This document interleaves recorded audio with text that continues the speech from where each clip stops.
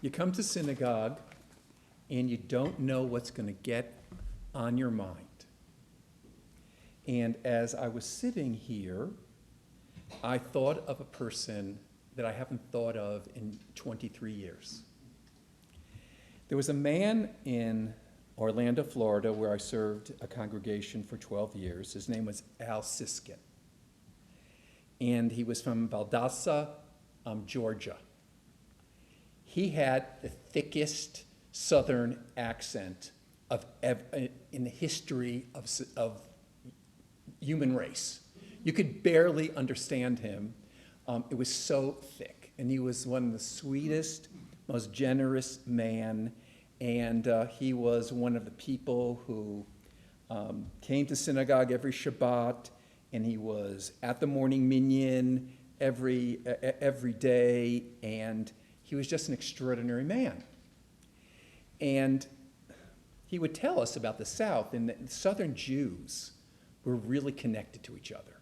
I mean, even though there weren't a lot of them, they went from one community to the other. They were part of a youth group. They were really connected in a very beautiful way.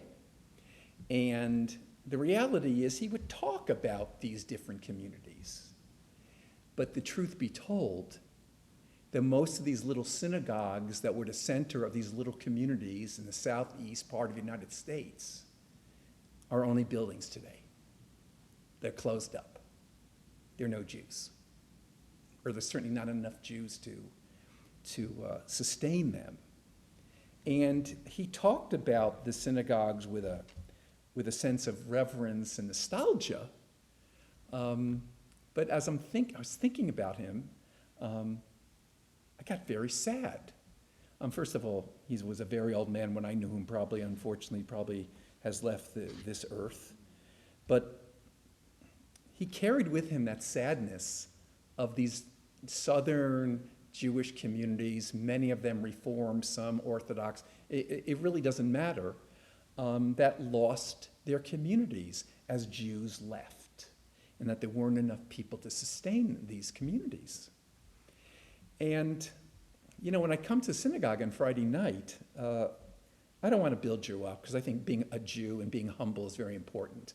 But it doesn't happen without all of you who are here.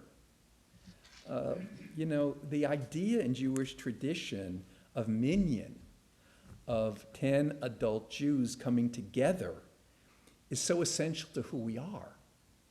And according to Jewish tradition, it's when you have those 10 that the presence of God becomes real. And it's not sitting in a sanctuary, not doing anything. It's being engaged with what we're doing is what brings what we're doing alive.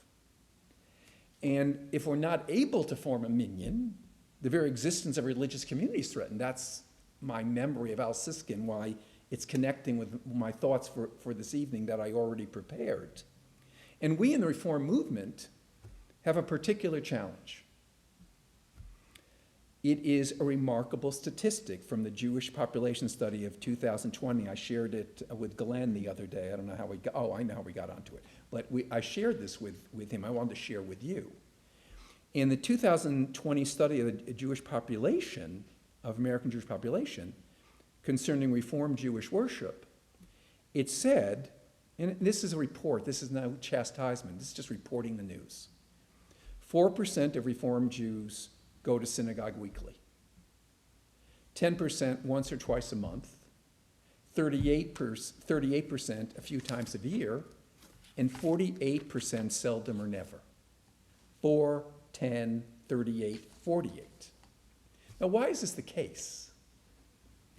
It's complicated, like everything else. And anyone who wants to come up with some kind of simple slogan about us or about the Jewish community, about New Reform Temple, whatever it is, don't listen to them. It's so much more complicated than anything someone wants to superficially describe. And of course, as we know, and I read population studies of the Christians too, they have the same problem that we do. So what happens here? I mean, worship competes with other activities, of course. We're increasingly a secular Jewish community. The Sabbath has a different meaning than it did in the lives of people 60 years ago. There are numerous other reasons, yet I think that one fact that impacts worship attendance is comfort with the prayer book. And I'm talking about fluency, but I'm not necessarily talking about fluency with Hebrew. I'm talking about knowing what the prayers mean, having a connection with their history, their importance, why they're there, what is their intention. So I decided in these hot summer months, as long as if it's 95 degrees, well, I'm not going to say, if it's above 85, these are the kind of messages I'm going to give. Instead of giving, my regular Divrei Torah about some topic, I just want to examine each week for a little bit our Siddur. It didn't come from nowhere. It came with intention. And so what I want to do is just open up the prayer book to page 100. And let's start with from the very beginning. And I think we're going to get something out of this. Okay? So in the prayer book, the Shema is one of the basic building blocks of the Siddur. But before we get to the Shema, on Friday night, we have two big blessings. And I want to focus in on the first one on page 100, which is what is called Ha'ma'ariv Aravim. Okay? So let me read the translation of it, okay? And we'll think about it for a moment. It says, "We praise you, eternal God, creator of the universe, by whose laws the shadows of evening fall and the gates of each new day are opened. In wisdom you have established the change of times and seasons and ordered the ways of the stars in their heavenly courses. You are the creator of heaven and earth, the source of all life. We praise you for the day and its work, for the night and its rest." Pretty good translation of it. Now let me share with you from the Mishkan Tefillah, the more updated version of a Reformed prayer book. They give a more literal translation, but it doesn't really change a lot. But let me read it to you what they say. But it's much more literal. It says, "Blessed are you, Adonai, our God, ruler of the universe, who speaks the evening into being, skillfully opening the gates, thoughtfully alters the time and changes of the seasons, and arranges the stars and the heavenly courses according to plan. You are creator of day and night, rolling light away from darkness and darkness away from light." For some reason that isn't in our translation, but okay. "Transforming day into night and distinguishing one from the other, Adonai Tzivaot is your name. Ever-living God, may you reign continually over us into eternity. Blessed are you, Adonai, who brings on the evening." Really, who evenings the evening? It's kind of, the Hebrew is hard to translate. So, Ma'ariv Aravim means who mixes the twilight. It's hard to translate. Blesses God having created a cosmic order. The regular changings of the times and seasons as the celestial bodies rotate in their courses. Now, they have a different view of astronomy and cosmology, but let's not get tied up on that. God eternally rolls light away from darkness and darkness away from light. That's a phrase that's found in the Talmud. And it's worthwhile noting that although this is an evening blessing, it does not leave, figuratively at least, in the dark. Rather, the dark is seen as part of a constantly recurring cycle of light and darkness that demonstrates the wisdom of the divine creator. And here is what's interesting to me to contemplate, and these are just my reflections on it as I sat down and tried to encounter it for the first time, even though it's not the first time. First of all, Jewish prayer starts with a universal. This is the first official prayer of our main prayer service, and any monotheist can say this prayer. because all monotheistic religions affirm that God is the creator of our universe. God is the architect, God is the creator, God makes order out of chaos. I mean, and we can use God, let's use God in the broadest sense. I mean, we don't have to have a literal sense. The second image is, this is not an image of a personal God. It's the God of Einstein. And on April 24th, 1929, Einstein cabled Rabbi Herbert S. Goldstein in German, where he said, "I believe in Spinoza's God, who reveals himself in the harmony of all that exists, not in God who concerns himself with the fate and the doings of mankind." In other words, the God that we're talking about here is not a God who's like pushing buttons, a God who establishes an order out of which the world exists. And third, we read this prayer first because unless we live in a world of order, nothing else is possible. Our bodies do not function unless the laws of genetics are steady. This prayer is what I believe. There is an order to the world. The laws of the world of nature are immutable. The world is dependable.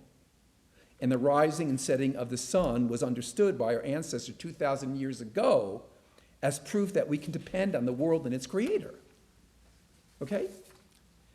The Hebrew verb for to pray is lahitpalel, which is reflexive, which implies an action done to oneself. So literally, to pray means to judge oneself. Prayer is meant to promote self-reflection. So when I read this prayer, I have to think, what is the prayer saying to me in a really personal way? I'm praying, but what is it saying to me as it looks back at me? And this is what it asks me. The world is dependable, but am I dependable? Dependability seems essential for our humanness. Are we dependable? Am I dependable in showing love to the people that I care about, especially my wife, my children, my grandchildren? Am I dependable in responding to the needs of the stranger? Am I dependable in preserving this world that God has given us? Am I dependable in my commitment to our nation and its democratic values? Am I dependable in speaking out against evil? Am I dependable as a Jew to carry out the obligations that our tradition has placed upon me? Dependability seems to be foundational to what it means to be a person. Yes, the world is created with laws which indicate that we can depend on God. Not a God who responds to us in our individual request, but a dependable God that is reflected in our beautiful world and the blessings of our being alive. And our challenge is, can we respond to this gift with dependability, trustworthiness, and courage? So this isn't just a prayer we say, oh, it's cute, the sun is going up, the sun is going down. It's something so much deeper. It's about talking about what's the foundation of our world? Isn't the world glorious? Shouldn't we feel a sense of incredible wonder every time we open our eyes and look at the world? And then for the prayer to speak back at us and to say, okay, the world's dependable, but am I? Now, I'm not saying this is the only way of interpreting it, but I think if we just say the prayers and we don't think about them, there's a problem. I think one of the gifts of our prayer book is there isn't a lot of repetition. Now, a lot has been taken out that maybe shouldn't have been taken out, but what's here allows us to think and to reflect.